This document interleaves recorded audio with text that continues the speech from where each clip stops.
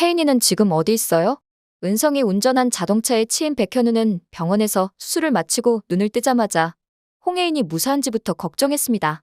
비록 질주하는 은성의 자동차에 치이면서 갈비뼈에 금이 가고 장기 손상까지 입어 상태가 많이 안 좋은 백현우였지만 그래도 지금 이 순간 그에게 오직 중요한 건 바로 홍혜인이 건강하게 잘 있는지 여부였죠.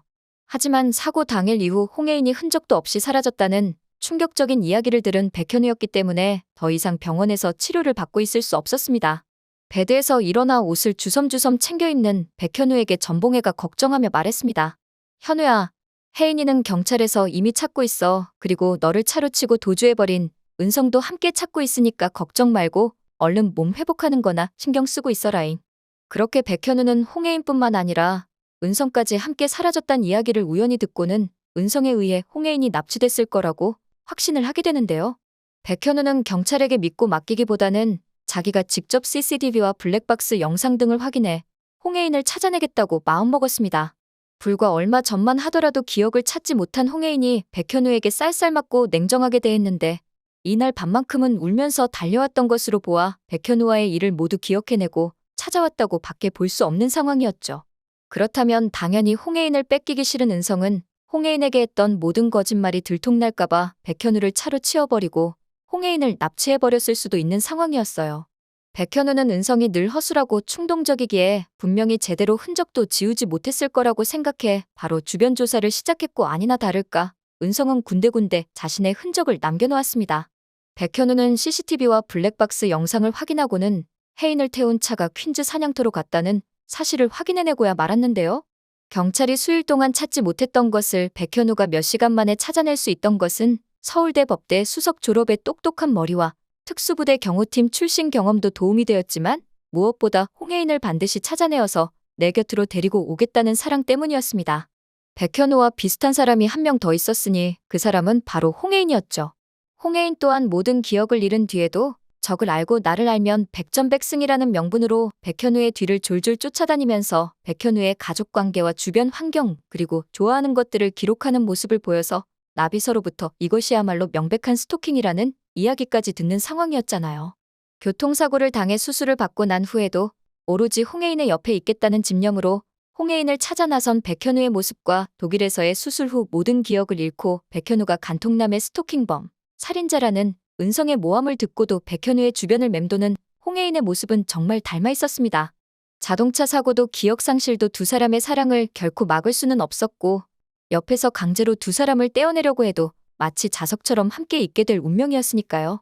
백현우가 무사히 깨어났다는 소식을 모르는 홍혜인은 퀸즈타운 사냥터에 갇혀서 오로지 백현우의 안위만을 걱정했습니다. 특히 큰 충격으로 인해 과거 모든 기억이 다 되돌아온 뒤였기 때문에 백현우에게 미안한 마음이 너무 컸습니다.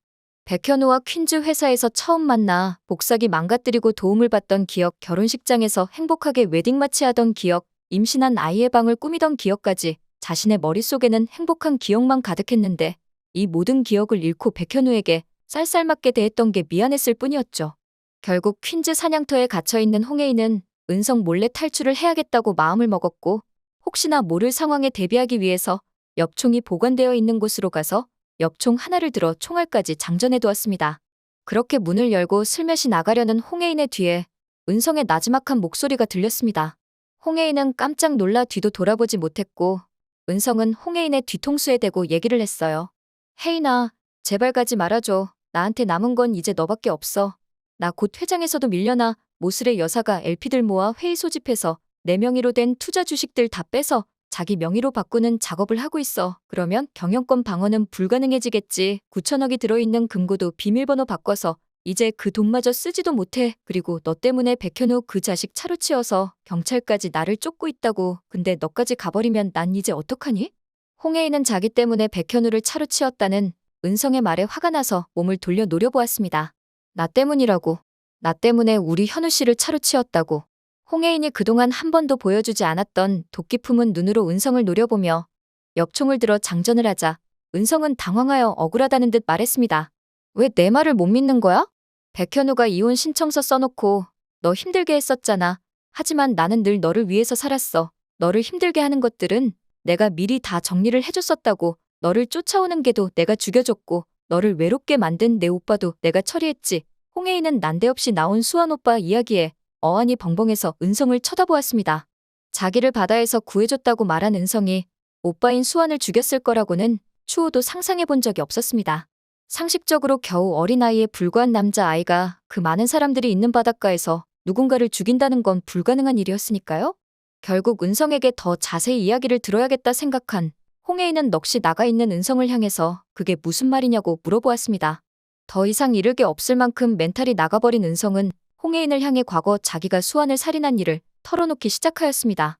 엄마 김선아가 홍혜인보다 홍수환을 편애하고 더 다정한 눈길로 바라보자 홍혜인이 얼핏 속상해하는 걸 본 은성은 홍수환에게 감정이 좋지 않았는데요. 게다가 퀸즈 경영진들이 앞으로 퀸즈를 이끌 건 사내아이인 홍수환이니 홍혜인은 무시해도 된다고 말하는 걸 들으면서 홍혜인을 위해서라도 홍수환은 세상에서 없어져야 한다고 판단했던 것이죠. 모슬이는 수환을 처리하고 구석에 앉아있는 은성을 발견하고 은성이 자기처럼 감옥에 가는 것을 원치 않았기에 그날 수환의 죽음을 보트 전복 사고로 인한 사고사로 처리를 해버리고 말았습니다. 수환 오빠 죽음에 관한 진실을 모두 들은 홍혜인은 억울하게 세상을 떠난 오빠 홍수환이 생각나 당장이라도 엽총을 발사해서 은성을 하늘나라로 보내버리고 싶은 마음이었지만 차마 생명을 잃게 만들 수는 없었기에 그저 분통이 터질 수밖에 없었습니다. 한참을 고민하던 홍혜인은 결국 엽총을 발사했고 퀸즈 사냥터에는 탕하는 총소리가 울려 퍼졌어요. 홍혜인을 찾아서 퀸즈 사냥터까지 왔었지만 넓은 사냥터에서 홍혜인이 어디 있는지 찾지 못해 헤매고 다니던 백현우는 총소리가 나는 곳으로 달려가기 시작했습니다.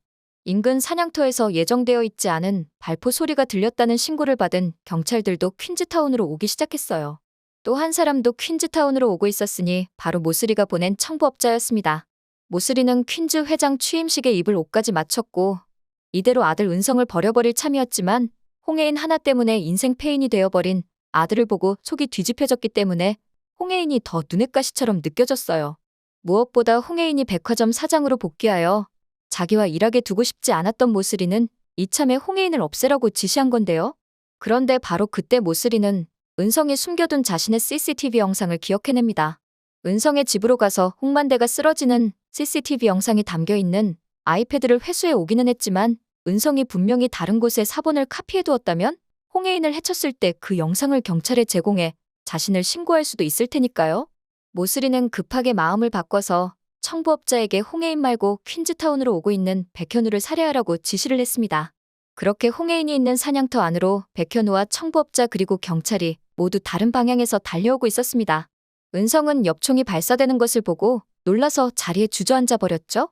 결국 은성이 아닌 하늘을 향해서 엽총을 발사한 홍혜인은 은성을 향해서 소리쳤어요.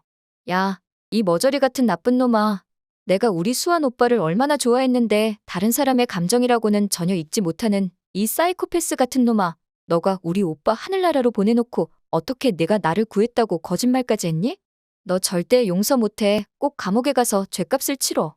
은성은 분노한 홍혜인을 보면서 자기는 늘 홍혜인 하나만을 위해 살았는데 홍혜인은 왜 자기에게 늘 화만 내냐며 마치 미친 사람처럼 위협적으로 다가갔습니다. 그때 두 사람을 발견한 백현우가 은성에게 외쳤습니다. 너 꼼짝 마. 우리 혜인이 털끝만이라도 건드리면 오늘 완전히 끝장내버릴 거니까 난 우리 혜인이 어떤 순간이 와도 지킬 거니까. 백현우는 엽총을 들고 덜덜 떨고 있는 홍혜인의 옆으로 먼저 다가갔습니다. 그리고 이제 내가 왔으니 아무 걱정 말라고 홍혜인을 안심시키는 모습이었습니다. 그렇게 무사히 사냥터만 빠져나가면 되는 찰나 모슬이가 고용한 청부업자가 도착했고 멀리서 경찰들이 오는 것을 확인한 청부업자는 시간이 없음을 알고 급하게 백현우를 향해 총을 빵하고 쐈습니다. 두 번째 총소리가 사냥터에 울려 퍼졌습니다. 청부업자는 약속대로 백현우를 처리했다고 모슬이에게 보고하며 돈을 송금하라고 했지만 모슬이는 백현우가 죽은 사진을 먼저 보내라 했고 청부업자는 경찰이 오고 있어서 그럴 시간이 없다고 말했습니다. 모슬이는 어쩔 수 없이 먼저 살해금을 지급했고 뒤늦게 현장으로 와서 시신을 확인했습니다. 차디찬 땅바닥에 누워 하얀 천에 덮여있는 시신을 보고 한 걸음 한 걸음 다가오던 모슬이는 천을 드러내어 얼굴을 확인했고 바로 그 자리에 주저앉아 오열하고 말았습니다. 은성아, 내 아들 은성아, 너 이 찬바닥에 왜 누워있는 거니? 원래 홍혜인을 처리하러 왔던 청부업자는 갑자기 대상을 백현우로 바꾸자 모슬이가 보내준 사진을 제대로 확인 못해 어두운 밤 백현우와 은성이 헷갈린 나머지 은성을 쏘고야 말았던 것입니다. 결국 은성은 엄마인 모슬이가 보낸 청부업자에 의해 세상을 떠나고 말았습니다. 좀비 살인으로 인해 긴급 체포된 모슬이는 경찰들에 의해 수갑이 채워졌고 넋이 나간 채로 경찰차에 태워졌습니다. 차디찬 땅바닥에 누워있는 은성을 향해 목 놓아 울던 모슬이는 그제서야 자기가 살아온 인생을 후회하기 시작했습니다. 오늘 영상 재밌으셨다면 구독과 좋아요 부탁드려요.